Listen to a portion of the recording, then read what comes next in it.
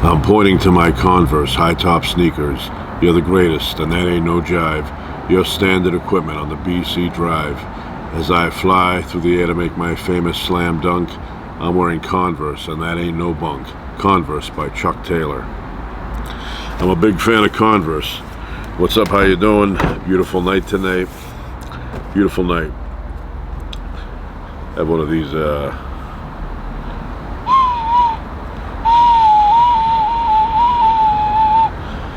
So the only reason I have this is because Kwai Chang Caine played this on Kung Fu, the original. You'd always sit by the ledge somewhere in the desert, pull this out and start playing. You know, one of those things.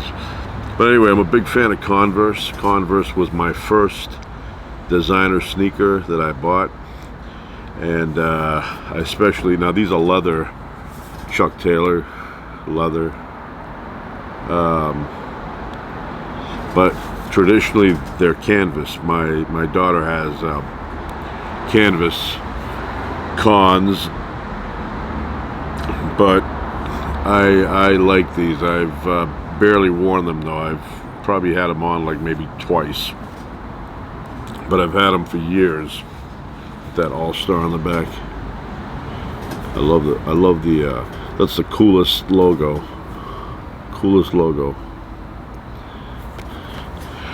Rocky had a pair of Converse. Canvas Converse in the movie Rocky 1, the first one. So I was thinking today about buses. I'm a big fan of buses and trains.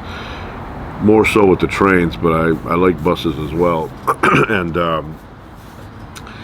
my favorite thing, trains used to have this too, but buses have, I don't know nowadays because I haven't been on a bus in a long time, but my favorite thing about a bus was getting on and putting the money in that whatever that is, that machine that collects the change right next to the bus driver. So you put like 75 cents or whatever in there. Many years ago when I was a kid, I used to take the bus from a specific spot to another specific spot.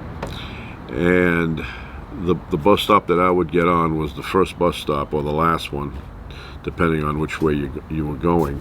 But for me, it was the first stop. And the bus driver would get off the bus. It was an older guy. He had a very kind face. I'd see him over there. He looked like a really kind guy. Looked like the kind of guy, if you were hungry, he'd buy you a burger. So anyway, he would get off the bus. He would have a 15-minute break there.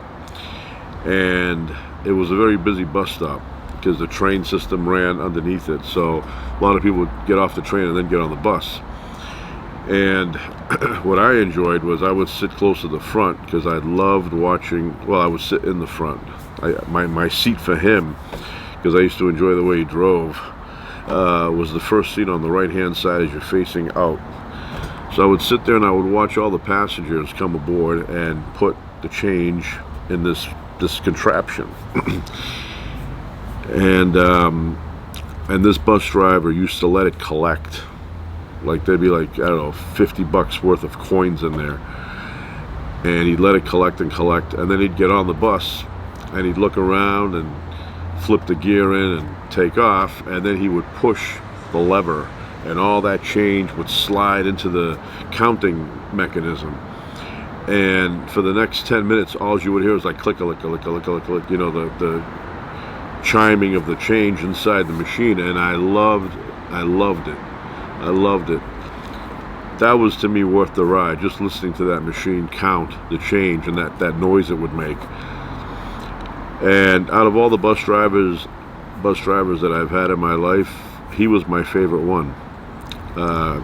It was during school, and I had him every single day after school. He was my bus driver, and when he wasn't on, I thought maybe he was sick or something. And that was the time when the new buses came out. Gotta look them up, see what they were called, but they were big. First of all, they were like triangle looking things, and the front, you can distinguish them from the other buses. They had one window that was right, flush with the front of the bus, but then the second window, actually the one the driver's side window was in, and the one on the passenger side, for lack of a better word, on a bus was flush with the bus. So you had one that was inward in an angle, and then the other one was like regular. I don't know why they did that, you know, but they weren't both on the same level. And they were just introduced that year, these brand new buses. They were huge, and they had power steering, which was much better than the previous model, where you had a, you know, and the previous model was a GM bus. I remember it said GM in the front. So anyway, I would get this ride from this bus driver, and the bus was full, you know, so I would sit there and I would enjoy the ride. We would go through all these little quiet roads, and that was the best thing of the day for me. You know, the school was kind of boring, but the bus ride was exciting for me. So yeah, he was a very good bus driver. But I spent my my youth, or as they say, my ute, on buses and trains. Matter of fact, when I was in the 6th grade, I used to spend a Saturday, you know, on the train system. So I would get up, I'd plan it the night before, and I would sometimes I would invite a friend, but sometimes, you know, they couldn't do it. You know, they were 6th graders, and their parents would be like, "Where are you going?" You know, that far.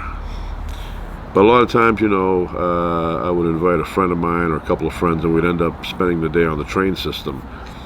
But sometimes it was just me. So I would get up in the morning on a Saturday, and I'd leave the house by 8, and I would go take the bus down to the train station, and then I would get on the train. And this excited me. This was like a big deal for me.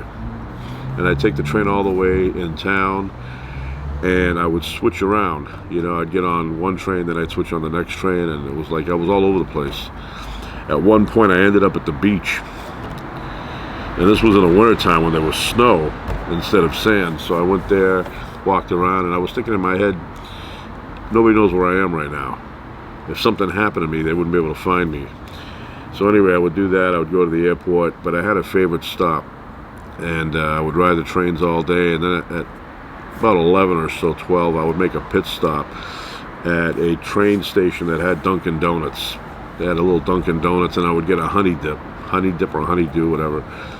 And then I'd sit there and I'd eat it nice and slowly. And then I'd get on the trains again, and I'd go all over the place. And, you know, it was just, you know, my thing. It was my thing. And there was a train system that was the bigger one of all of them, or the biggest one of all of them, and I would sit on that one, and that one was a bit different.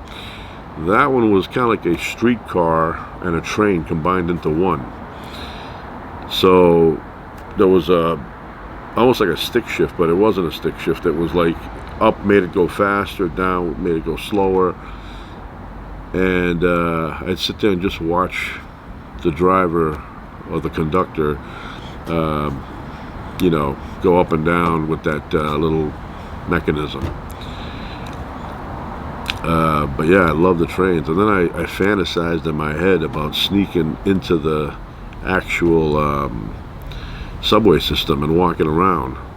And I almost did it a few times, you know, but then I was thinking, you know, what about if they catch me? And I should have done it then, because now if I do it, they, you know, you get arrested now. But back then they tell you, hey, go home, because you're young. Then they give you a break. Now they make an example out of you.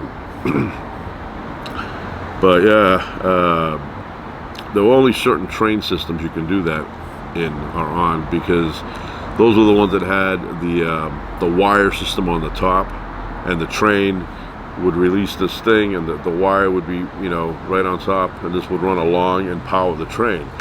Those you can do that, walk around the tracks if there was no train coming. But there were other trains that had the electric current, the third rail, on the ground. So you'd have the two main tracks, or the track with the two rails, and then you had the third rail next to it. And that's the one you wanted to avoid, because if you tripped or something and kind of fell on it, you'd shrivel up.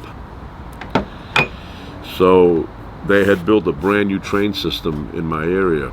This was way back in the 80s. And I used to go there every, you know, week. couple of times a week sometimes, and I would walk, you know, on the tracks, because there were no trains running yet. The tracks were installed, but there was no trains yet. And I remember I used to specifically walk on the third rail, do a balancing thing, and I'd walk for a long time balancing on the third rail. And every once in a while I would think to myself, what about if they said, hey, let's test that third rail and see if it works, and they flip the switch right now. Now, I don't know if it's the same as a high wire that's electrified, where if you jump and grab it, as long as you don't make contact with anything with your feet, you don't complete the circuit, so you don't get electrocuted. Now, is that the same with the third rail? You jump on top of it, and as long as you don't touch the walls or, you know, something that's grounded, you don't get electrocuted? I don't know. I would think that would be the case, but... And whoever came up with that idea of having a live third rail instead of a battery, you know, on the actual train itself, because that to me seems a little bit dangerous. You know, you're always going to have somebody that falls and kind of doesn't really understand how the trains work, and they grab on the the third rail. Anyway, yeah, I always thought of that, but I used to walk on the third rail when the train system was being built. Yeah, I was, you know, and now I look at the distance, you know, I say, wow, that was a far distance I would walk. But back then I didn't realize how far I was going, because I enjoyed walking so much that I always wanted to see what was further down and further down. Another thing I wanted to do, and I still want to do, but now, like I said, you get older, they can arrest you for that. But another thing I wanted to do when I was a kid was remove a manhole cover, basically a sewer cover, you know, one of those really heavy iron caps on the road, and I want to remove it and then go down and walk around in the sewer system. Maybe I need some water.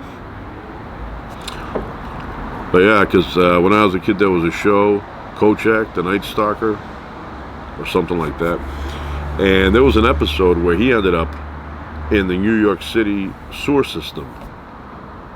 But I always wanted to do that. But you want to do it when it rains a lot and flushes everything out, and then you have a period of maybe like a week of dryness. You know, you don't be walking in there with all the, you know, stuff. But it's very elaborate, the sewer systems under the cities. But I always wanted to do that and kind of like, you know, have a map of where these things lead to. It would be like First Blood, where he got trapped in that cave and he had to find his way out, so he went through this tunnel system where the rats were on his back. Anyway, Leonard Cohen. If I get Leonard Cohen, see? Big fan of Leonard Cohen. Big fan. You don't understand. When I say big fan, I mean big fan of Leonard Cohen. Anyway, that's it for now. Ciao.